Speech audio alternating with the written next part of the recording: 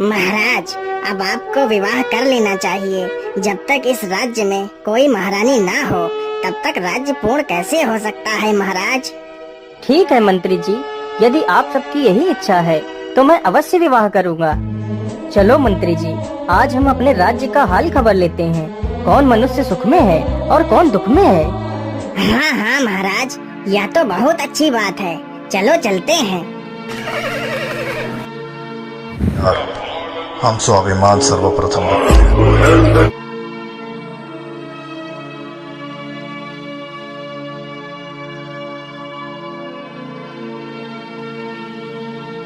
अरे यह लड़की कौन है? यह तो बहुत सुंदर है। इसके सामने तो स्वर्ग की अप्सराएं भी अपना सर शर्म से झुका दें। महाराज, यह लड़की हमारे राज्य के सेठ धनीराम की पुत्री है। राजा उस लड़की को देख कर उसे ही अपनी रानी बनाने का निश्चय कर लेता है।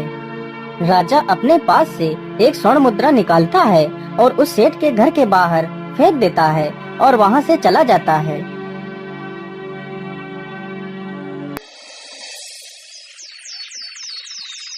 इसी प्रकार राजा प्रत्येक दिन उसी सेठ के घर के बाहर से निकलता था और एक स्वर्ण मुद्रा फेंक देता और किसी से कुछ कहे बिना वहाँ से चला जाता था।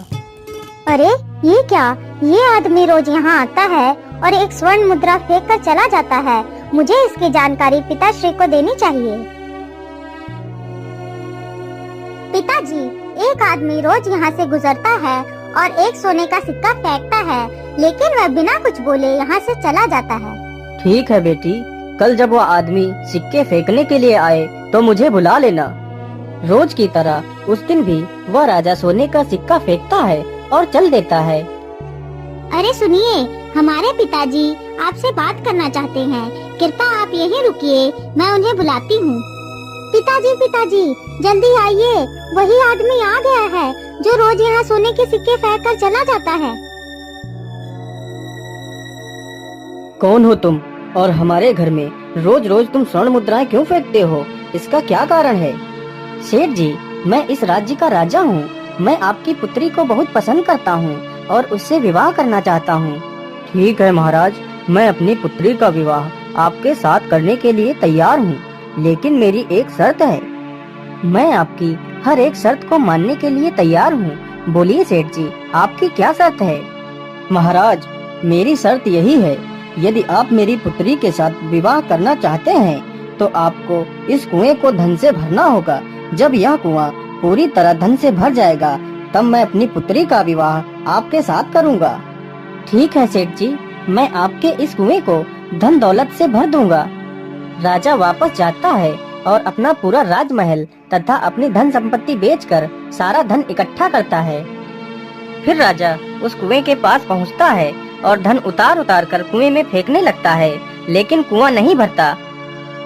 अरे ये क्या? मैंने तो अपनी सारी धन संपत्ति इस कुएं में डाल दी है, लेकिन यह कुआं तो भरा ही नहीं है। अब क्या करूं? अब मैं कहां से पैसा लेकर आऊं? चलो ऐसा करता हूं, मैं जंगल से लकड़ियां काटता हूं और उन्हें बाजार में बेचता हूं। जो पैसे मिलेंगे मैं उन्हें इस कुएं में डालता रहूंगा।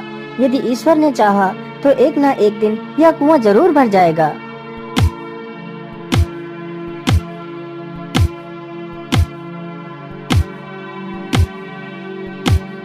फिर वह राजा जंगल से लकड़ियां काटता और उन्हें बाजार में बेचता। जो पैसे मिलते उन्हें कुएं में फेंक दिया करता और वहीं पेड़ के नीचे पड़ा रहता। इसी प्रकार कुछ दिनों तक चलता रहता है।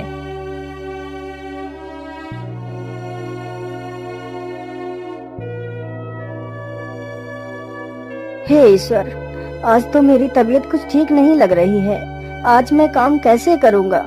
लेकिन यदि मैं काम नहीं करूँगा तो कुआं कैसे भरेगा? नहीं नहीं, मुझे काम के लिए जाना ही पड़ेगा।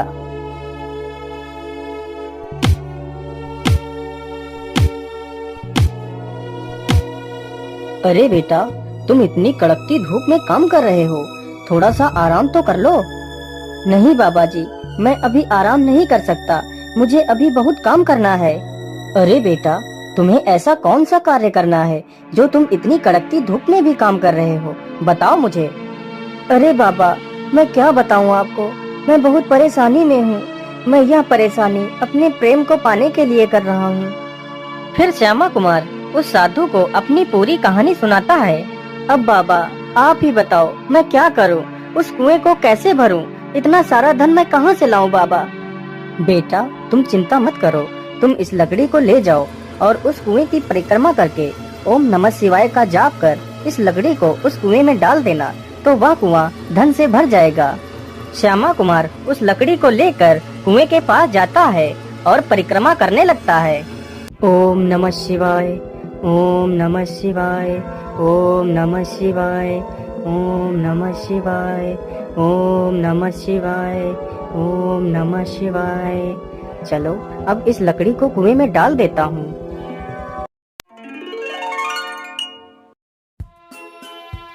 अरे वाह, ये कुआं तो सचमुच खजाने से भर गया है। हे भोलेनाथ, तुम्हारा बहुत बहुत धन्यवाद। सेठ जी चलिए और देखिए, कुआं खजाने से भर चुका है। अरे वाह राजा साहब, तुमने तो सच में यह कुआं खजाने से भर दिया है। अरे यह तो सच में कुआं खजाने से भर चुका है। अब तो मेरा विवाह इसके साथ अवश्य हो जाएगा। परंतु मेरे पिता तो इतने कंजूस हैं, वो हमें कुछ भी नहीं देंगे और मेरा पति तो खुद कुआं भरते भरते कंगाल हो गया है। मैं ऐसा करती हूँ कि कुछ असरफियाँ अपने पास छिपा कर रख लेती हूँ। फिर सेठ उन दोनों को वहाँ से विदा कर देता है। अरे भैया, हम लोग परदेसी हैं, हम दोनों इस गांव में रहना चाहते हैं। क्या हमें यहाँ कहीं रहने के लिए कोई घर मिल सकता है? हाँ हाँ, क्यों नहीं भाई, चलो मेरे साथ, मैं तुम्हें घर दिलाता हूँ।